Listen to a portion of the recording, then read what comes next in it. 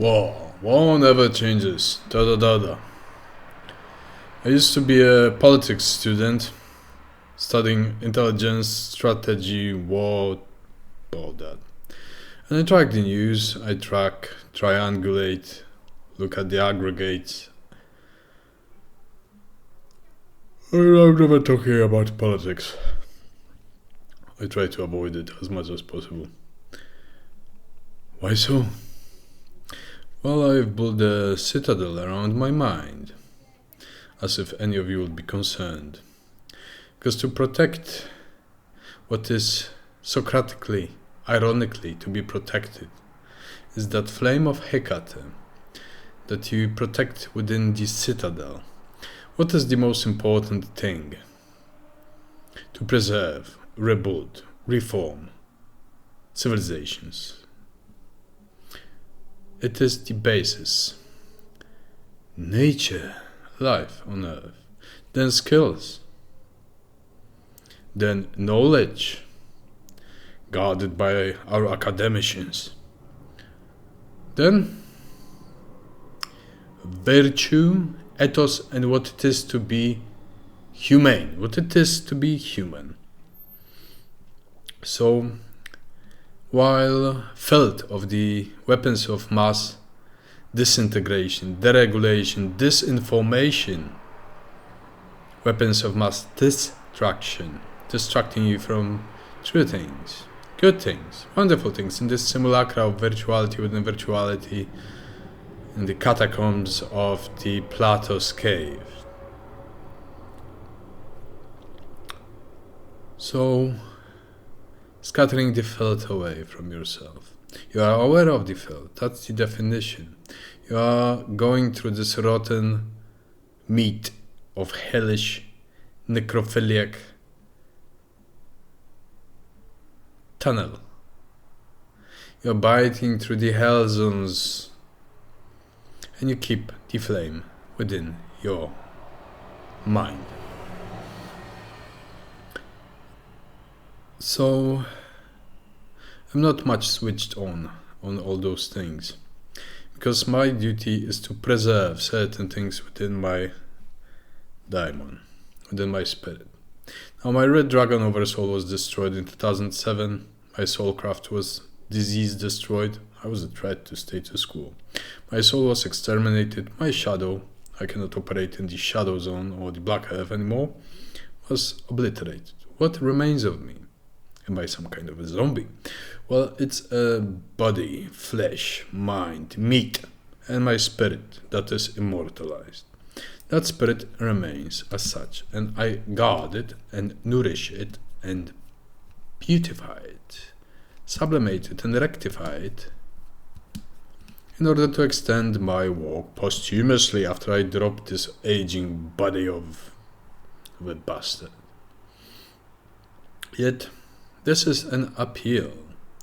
Those wanting to carry those flames of Hekate, of Anima Mundi ahead into the new dark iron Middle Ages. That it is what you build around yourself and what you protect, what you love, what are your dreams, desires, whims and directions towards the vector of your finest desires is what you truly are.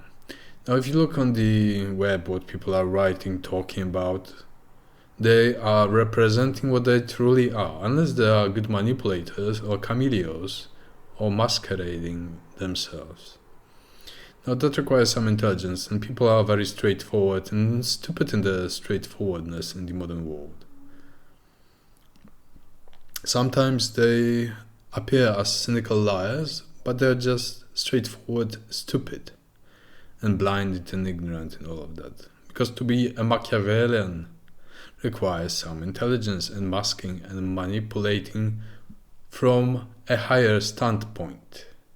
Knowing what you manipulate, knowing what knowledge to distribute, what information to share, and how you play it, like cards, right? Right. So, in this unearthly game of surprises,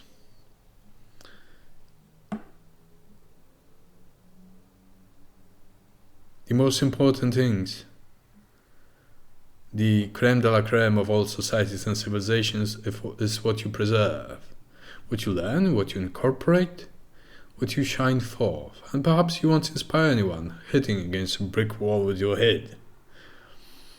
Perhaps.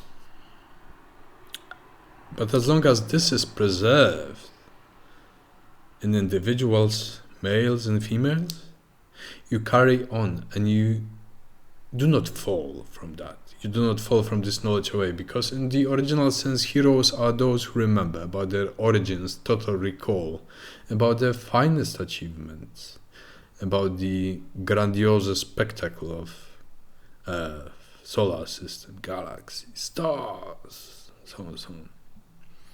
So, I feel like an archivist, a preserver. Because in the end, human race is not forever. And think that if humanity was to perish today, what are the finest things that would be preserved? What exactly?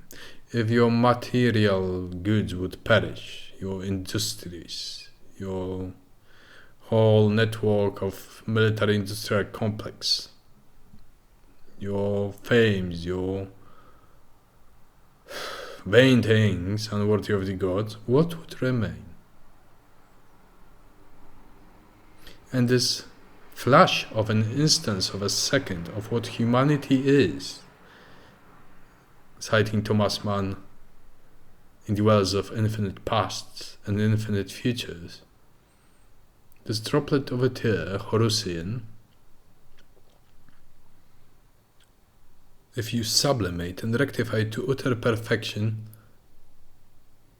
of all the individuated movements of merit, skill, value, virtue, what would be concordant with the worlds of the divinities and what would not? Now, when you have those coordinates fixed, what is worthy and what is not, think what you represent with yourself. What would be written on your gravestone? What would be written in the book of gods, in the book of thought about you, about your life?